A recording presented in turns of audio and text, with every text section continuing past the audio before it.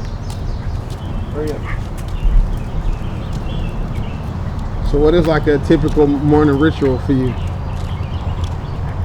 Typically, wake up 6:30 or 7.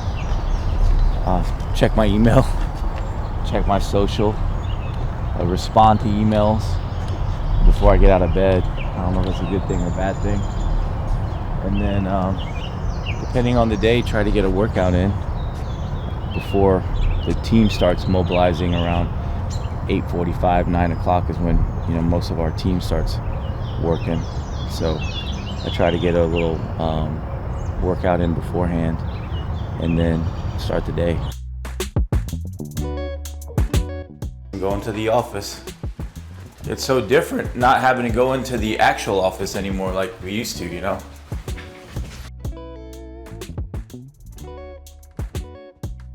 It's funny because like all these like commercial real estate salespeople I talk to, they're still trying to hold out their prices and they keep trying to sell me, that people are going to come back. And I'm saying I actually don't think it's ever going to be the same, because I was the one that on the extreme, always wanting everybody in the office with all my companies the last 10 years. But now I've evolved, and maybe I'm getting older, and now that I finally have a house and on a 1-bedroom studio, now I want to be at home.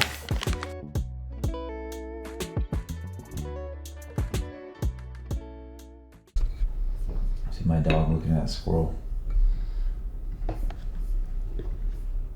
Come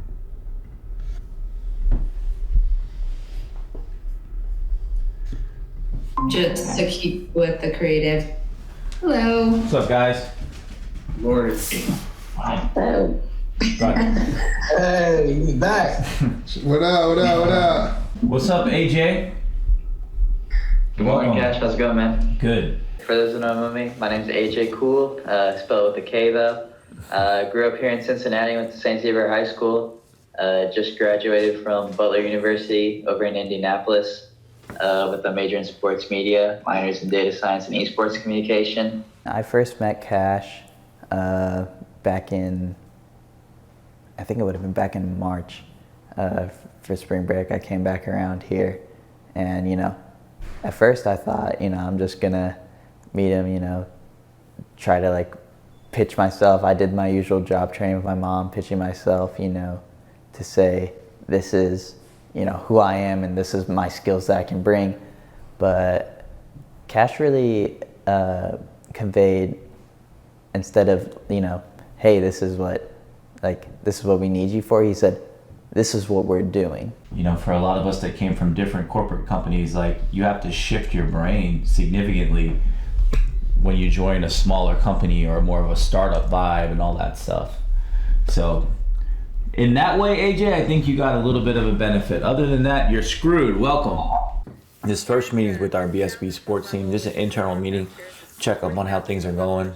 I'm trying to let that team do a lot more independently than we typically have, because I'm not a control freak, but I'm really passionate about making sure the quality bar is high. But she did say that they're moving away from the bright blues and in more like eco type colors, because I guess this fall they're going out with a big eco campaign across their entire product portfolio. So she said to stay away from that. So that was the only kind of update I got in terms of creative as we plan out that shoot. Well, wasn't most of our coloring blue and like pinkish? 100%. Our mood board is fully blue. This team needs to remember, like, everything, our core MO for BSB when we started was self-awareness, situational awareness, sense of urgency. Say that again. I'm not sure about the women's sports side, kind of who stays around campus during the summers. I do know women's basketball is practicing. Okay. But other than that, I'm not sure. But I did get confirmation for the evening of the 21st for Zens from Emmy, Evan, Jillian, Roberto, Sam, and Vanessa. JV, can you text Stacy to jump on? I screwed up and didn't include him. This is basically what we talked about before, but number 3 and 4 have been updated to reflect the double exposure. And AJ, this is one of the main things that I want you to help us with in terms of tracking our athlete deliverables. And Allison will talk to you more about it, but we got to do a better job of making sure that the athletes that we sign are executing what they're supposed to be executing. What we don't want it not to work and feel like we left something on the table. You know, it's just like playing in a championship game. If you lose, you want to feel good about the effort. 24 hours, Allison, is the default turnaround time. If people need more, it needs to be a discussion and be like, how come we need more and what do we need to do? We got this going on, whatever. But we're moving fast. He is the most driven individual I think most people have ever met. He's intense. He notices everything. He remembers everything. His brain moves 1,000 miles an hour. And so there, you can see that, you can feel that when you work with him. He really has a high bar for people, for work, for performance, all of it. I've always been fascinated by the metaphor between sports and business, because the same mentality and work ethic and drive and ambition that you need to succeed on the court or the field is the same thing that you need in the boardroom or in the workspace. If they had to use a creative agency and a sports marketing agency or a typical agent, that agent would take 20% off the athlete budget. Mm-hmm. But it's like double dipping kind of. They're not double dipping, but there's too many hands in the pot. Yeah. Too many people getting paid other than the athlete. Yeah, so that's where we have to reframe people's thinking. We're negotiating an athlete budget and we're giving it all to the athlete. The only time we take 20% is if it doesn't come from us and they want us to work for it. Mm. If Ray-Vons get a deal trade and Nike wants to pay Ray-Von $10,000 to do something and he doesn't need us to do anything, of course we're not taking any money. But if he's like, hey, can you manage this? Can you talk to this agent? Can you talk to this brand representative? Can you tell me to do about? Then we're going to take it, our 20%. But our goal is to take that $10,000 and make it $20,000, so he still gets paid more, and then we get a cut too, right? That's how we start to really add value. Cash could shut down the company tomorrow and do whatever he feels like doing. I mean, he's worked hard enough to be in that position, but he doesn't do that because he sees this team in front of him and the potential and these people that he cares so deeply about.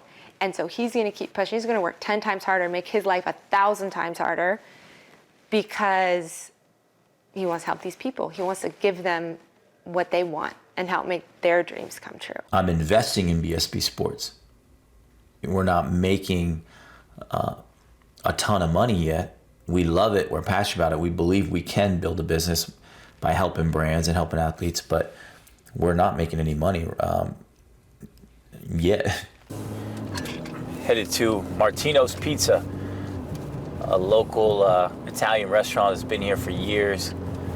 Really cool, family-owned, authentic, and actually they're our first ever client for BSB Sports. Not the athletes, because we've been doing a lot of athlete deals and doing kind of content promotions, but this is our first real brand and business local client for BSB Sports. Yeah. All right. How do I look? I look all right? That ain't my job to tell you. Make it quick. Come on, man. Come on, Will. All I know is I'm out of shape, man. I need to start running again. 2 cameras. Oh, nice one. What's up, dude? How you doing? Nice and cool out here. Is it hot in there? No, it's beautiful in there. Oh, it's okay. hot as out here. I was about to say. No, it's actually cooled down. The breeze so nice. Alex Stacey's calling me. Purposeful? Think so? I'm not gonna. Can't imagine. How's everything going? Good. Ahead of schedule and stuff. Look at AJ Kool eating it up first day. It was really just unfortunate timing.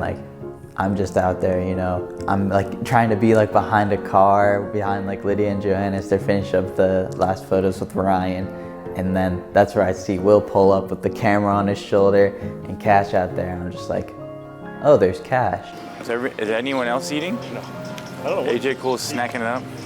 Oh, Jesus. I haven't seen him eat all day. He's got a little granola bar. He did tell me earlier he had a granola bar with him. Oh, boy. What? Well, I guess people got to eat, but tell them like we don't eat in front of clients. Yeah. Just go tell them now. Okay. Just tell them if you want. Well,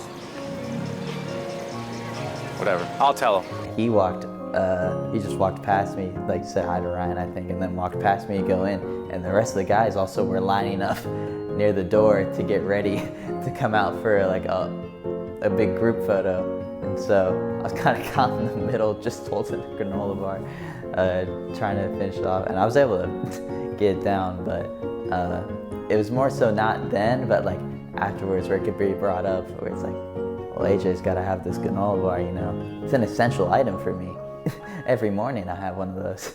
So we got BSB athletes doing a partnership with Martino's today, local restaurant. And these guys are hometown heroes. Football, we got the football team, baseball team, and you know, they're just doing an NIL deal. Martino's is supporting these athletes, and it's all love. It's family with these guys, so this partnership makes sense. When that ruling passed in July of 2021, it really opened up a huge new vertical and opportunity, not only for athletes, college athletes to get paid, but for brands. It's cool. This is cool.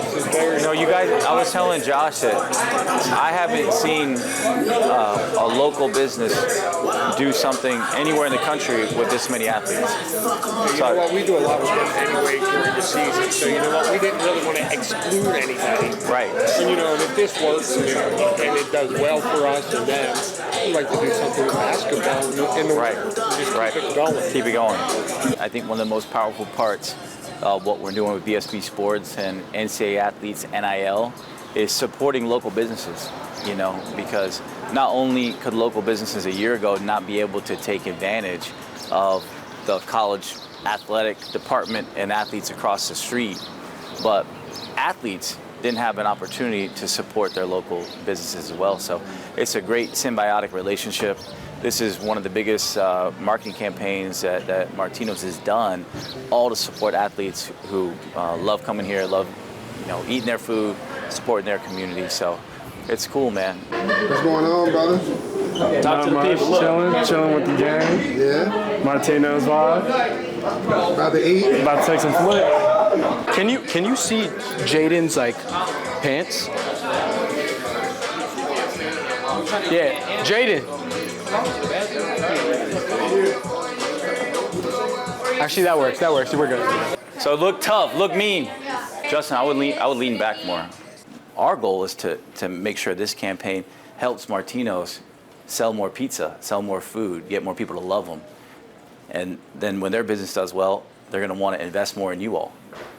And we got more campaigns coming. We got 4 campaigns launching this month, and our goal is to launch 3 or 4 a month from now on, because it, like I said, it took 6 months to build the infrastructure. But with these campaigns, they always start smaller. You know, we were just with Procter & Gamble last week, and we talked about test and learn. Test and learn is like, let's give you a little bit of budget, show us what you can do, and then grow from there. And for us, if we don't have more campaigns for more dollars that we can give you all and that we're able to generate, it's not going to be that. BSB Sports is not going to be around in 2 years.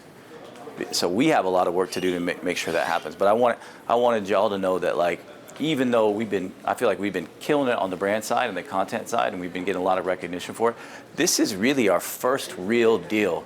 And I think it's awesome. We're doing it with 14 athletes, 2 different sports, different backgrounds. And, you know, it's a big milestone for us.